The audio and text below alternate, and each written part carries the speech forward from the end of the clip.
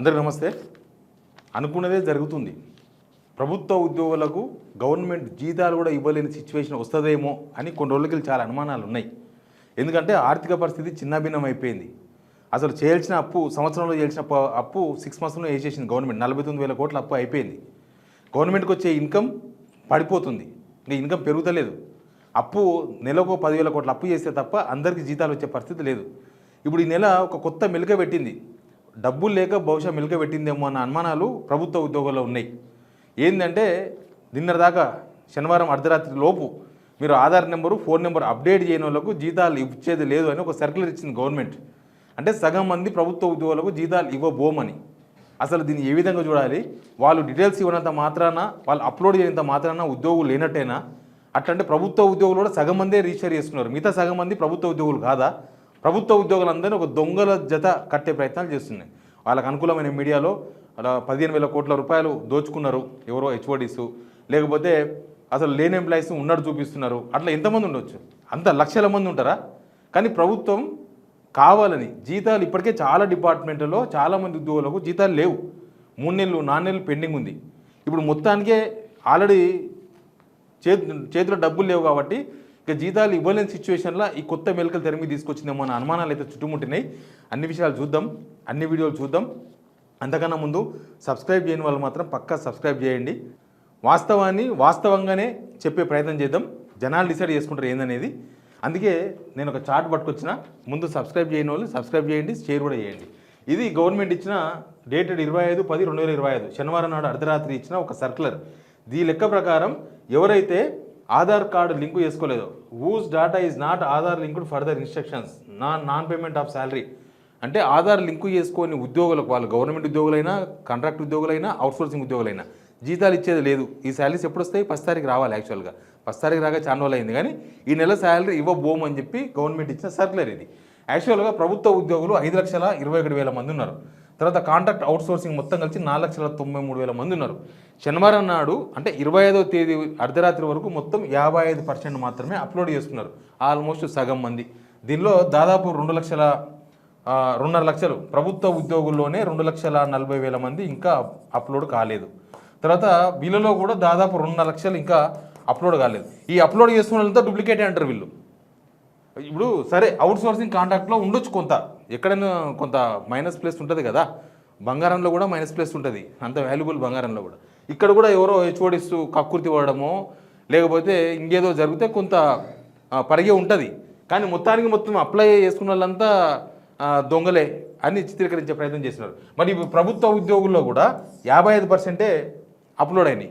అంటే ఆల్మోస్ట్ ఒక 2,40,000 మంది ఇంకా అప్లోడ్ చేసుకోలేదు. మరి వాళ్ళంతా దొంగలేనా? అంటే ప్రభుత్వ ఉద్యోగులు కూడా మీరు దొంగ సర్టిఫికేట్ పెట్టుకొని ప్రభుత్వ ఉద్యోగాలు చేస్తున్నారు. డిపార్ట్మెంట్లలో అత్యధిక మంది పోలీస్ డిపార్ట్మెంట్లో ఉన్నారంట. మళ్ళీ ఇదొక విచిత్రం. పోలీస్ డిపార్ట్మెంట్లోనే ఎక్కువ మంది అప్లోడ్ చేసుకునే వాళ్ళంట.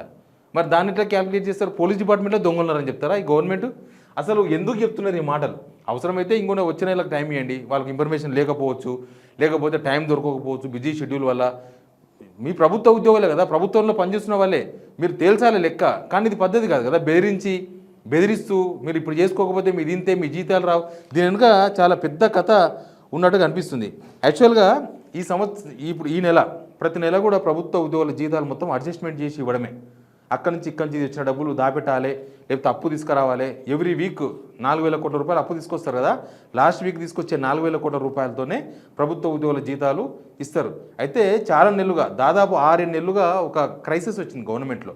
ఏం క్రైసిస్ వచ్చిందంటే 1వ తారీఖు జీతాలు ఇస్తలేరు ఎవరికి, ప్రభుత్వ ఉద్యోగులకు. చాలా తక్కువ మందికి ఇస్తున్నారు. నాకున్న సమాచారం వరకు చాలామందికి ఇవ్వలేదు. కొన్ని చెప్పగలను నేను. 3 months back social welfare, tribal welfare, ఈ 2 డిపార్ట్మెంట్లో వార్డెన్లుగా రేవంత్ రెడ్డి గారు రవీంద్రభారతిలో వాళ్ళకు నియామక పత్రాలు ఇచ్చి ఫోటోలు దిగినరు. ఇచ్చిన తర్వాత 3 నెలలుగా జీతాలు లేవు. ఇచ్చింది నియామక పత్రం మాత్రమే మిగిలింది, వాళ్ళకి జీతాలు రాలేదు ఇప్పటిదాకా కూడా.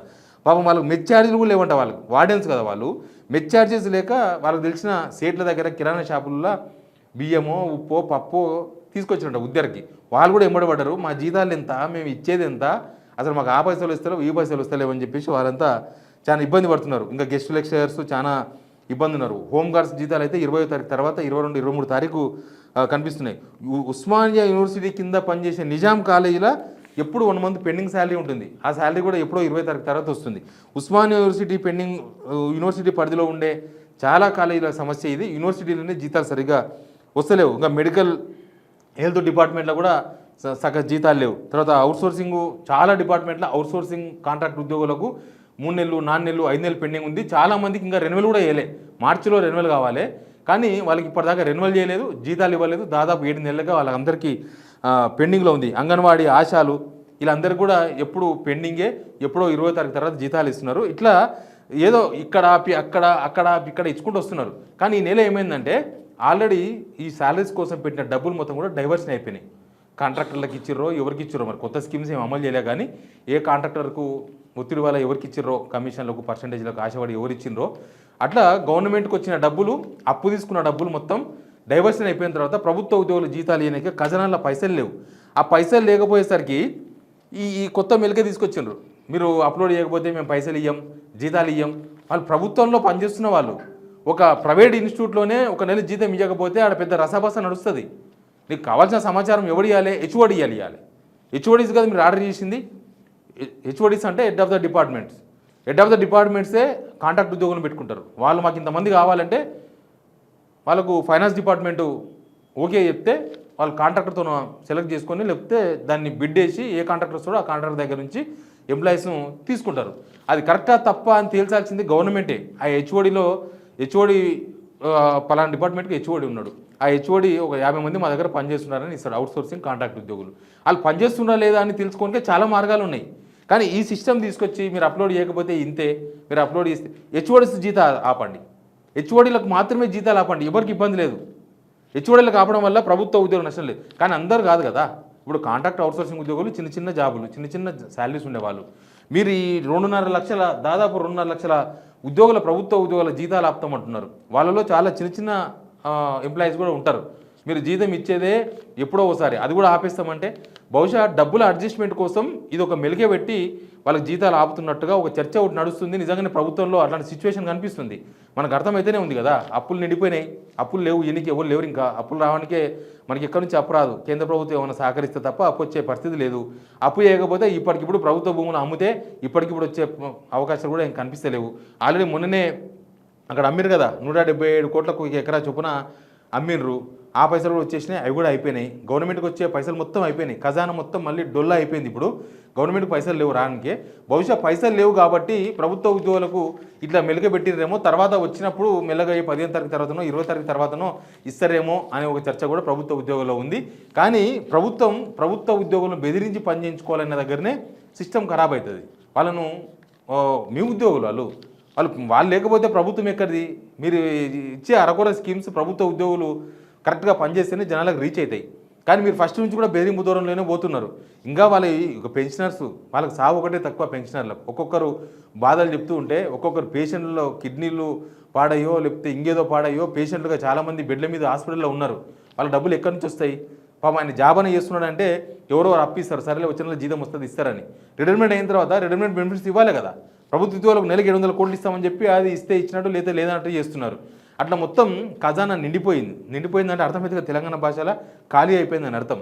మొత్తం ఖజానా ఖాళీ అయిపోయి డబ్బులు లేక బహుశా ప్రభుత్వ ఉద్యోగులకు కూడా జీతాలు ఇవ్వలేక ప్రభుత్వం చేతులు ఎత్తేసిందేమో అన్నట్టుగా కనిపిస్తుంది ఇప్పుడున్న సిచ్యువేషన్ చూస్తే. ఇప్పటికే 2 సార్లు ఎక్స్టెన్షన్ చేసినారు, 3వ సారి ఎక్స్టెన్షన్ చేసినారు. అవసరమైతే మీరు హెచ్ఓడీస్ ఆపండి, లేకపోతే హెచ్ఓడీస్కు టార్గెట్ పెట్టండి, లేకపోతే ఇంకో మళ్ళీ నెల చూడండి, మీరు మళ్ళీ నెల ఇవ్వండి అని చెప్పండి. లేకపోతే విజిలెన్స్ ఎంక్వైరీ చేయండి. హెచ్ఓడి ఎక్కడైతే డిపార్ట్మెంట్కి హెచ్ఓడి ఉన్నాడో హెచ్ఓడి లెవెల్లో మీరు విజిలెన్స్ ఎంక్వైరీ చేసి కూడా తెలుసుకోవచ్చు. మీ ప్రభుత్వంలో పనిచేస్తున్న ఉద్యోగులు మీకు తెలియకపోతే ఇంకెవరు తెలుస్తుంది? ఇదంతా కూడా ఎప్పటి నుంచి ఉన్న వ్యవహారమే కదా. కొంత దానిలో డొల్లతనం ఉండొచ్చు, కొంత తప్పులు జరుగుతుండొచ్చు. కొంతమంది ఉద్యోగాలు లేకపోయినా ఉద్యోగాలు చేస్తున్నామని చెప్పేసి ఎవడో హెచ్ఓడియో ఇంకెవరో డబల్ శాలరీస్, ట్రిపుల్ శాలరీస్ తీసుకుంటుండొచ్చు. దానిలో కూడా అనుమానం లేదు. కానీ దాన్ని కంట్రోల్ చేయడానికి ఇప్పుడు ఇంట్లో ఎలుకలు దూరినాయని చెప్పేసి ఇల్లంటూ పెట్టుకుంటామా? ఇప్పుడు ప్రభుత్వం అదే పని చేస్తున్నది. కానీ ఇక్కడ జీతాలకు డబ్బులు లేకపోవడంతోన ప్రభుత్వ ఉద్యోగులకు ఇది ఒక మెలుగు పెట్టి డబ్బులు ఆపుతుందేమో అన్న ఒక పెద్ద చర్చ ప్రభుత్వ ఉద్యోగాలు నడుస్తుంది. నిజంగా కాకపోతే ఇప్పుడు వీళ్ళు ఈ మినిస్టర్స్ ఉన్నారు, ఈ మినిస్టర్స్ ఎన్ని రోజులు జనాల్లో పనిచేస్తున్నారు? ఈ ఎమ్మెల్యేస్ ముఖ్యమంత్రి ఎన్ని రోజులు జనాల కోసం పనిచేస్తున్నారు? వాళ్ళు చెప్పే 18 గంటలు 20 గంటలు పనిచేస్తారు అనేది డొల్లా మనకు అనిపిస్తలేవా? అసలు చాలా రోజులు మనుషులు కనిపించకుండా పోతారు గంటలు. వాళ్ళకు మాత్రం 1వ తారీఖు జీతాలు పడుతున్నాయి. ఇక్కడ తెలంగాణలో 1వ తారీఖు జీతాలు పడుతున్నాయి. ఎవరికంటే ముఖ్యమంత్రికి, మంత్రులకు, ఎమ్మెల్యేలకు, ఎమ్మెల్సీలకు, వీళ్ళకి మాత్రమే 1వ తారీఖు జీతాలు పడుతున్నాయి. ఒక్క డిపార్ట్మెంట్ పోలీస్ డిపార్ట్మెంట్ హైదరాబాద్లో పనిచేస్తున్న వాళ్ళకి మాత్రమే 1వ తారీఖు జీతం పడుతుంది. ఇక మేము 1వ తారీఖు జీతం ఇస్తున్నామని చెప్పి చాలా గొప్పగా చెప్పిరిల్లు. తీరా చూస్తే అదంతా డ్రాప్ అయిపోయింది. ఇప్పుడు 1వ తారీఖు జీతాలు వచ్చితే చాలా తక్కువ మంది అయిపోయారు. 4వ తారీఖు, 5వ తారీఖు, 7వ తారీఖు, 20వ తారీఖు ఈ ప్రభుత్వ స్కీమ్స్ 2,000 రూపాయల పెన్షన్ ఇస్తారు కదా అవ్వలకు తాతలకు, అది కూడా ఎప్పుడో మంత్ ఎండింగ్లా, ఈ నెల వచ్చే నెల లాస్ట్లా, ఇట్లా మొత్తం అక్కడ కూడా 1 మంత్ ఇప్పుడు పెండింగ్ అయిపోయింది. ఇట్లా రాష్ట్ర ఆర్థిక పరిస్థితి ఎంత డిఫరెన్స్ అయిపోయింది, ఎంత లూజ్ అయిపోయింది రాష్ట్రం అనేది చాలా క్లియర్గా అర్థమవుతుంది. ఈ నెల అంటే మీరు ఏదో మెలికిబట్టి ఆపుతారు, వచ్చే నెల ఏం చేస్తారు? ఇంకా మొత్తం చేతులు ఎత్తేస్తారా? లేకపోతే హిమాచల్ ప్రదేశ్ లాగా 50% జీతాలు ఇస్తామని ఏమైనా ఆర్డర్ ఇస్తారా? ఏమో జరుగుతుంది, సంథింగ్ ఈజ్ గోయింగ్ ఆన్.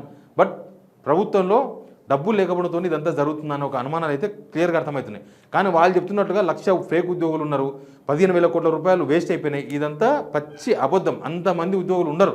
నేను కూడా చాలా మందితో మాట్లాడుతున్నాను కదా, ఉండొచ్చు కొంతమంది 5,000 మందో 6,000 మందో ఈ డిపార్ట్మెంట్లో ఎవరైనా హెచ్ఓడీలు కక్కుర్తి పడ్డ దగ్గర ఉండొచ్చు. పేపర్ల వార్తలు రాసిన లెక్క ప్రకారం హోమ్ డిపార్ట్మెంట్లోనే అంతమంది ఉన్నారని ఎక్కువ మంది ఉన్నారని చెప్తున్నారు. మరి హోమ్ డిపార్ట్మెంట్ అంటే పోలీస్ డిపార్ట్మెంట్లోనే అట్లా నడుస్తుందంటే మిగతా వ్యవస్థలు ఏం నడుస్తుందో కూడా మనం కనిపెట్టాలి. ఎనీవే ఇది ప్రభుత్వ ఉద్యోగులకు ఒక హెచ్చరిక. ముందు మీకు ఉద్యోగాలకు అసలు జీతాలే రాకపోవచ్చు, లేకపోతే 50% ఫైనాన్స్ ఎమర్జెన్సీ కూడా పెట్టే అవకాశాలు కనిపిస్తున్నాయి ఇప్పుడున్న సిచ్యువేషన్ చూస్తే. Please subscribe signal TV.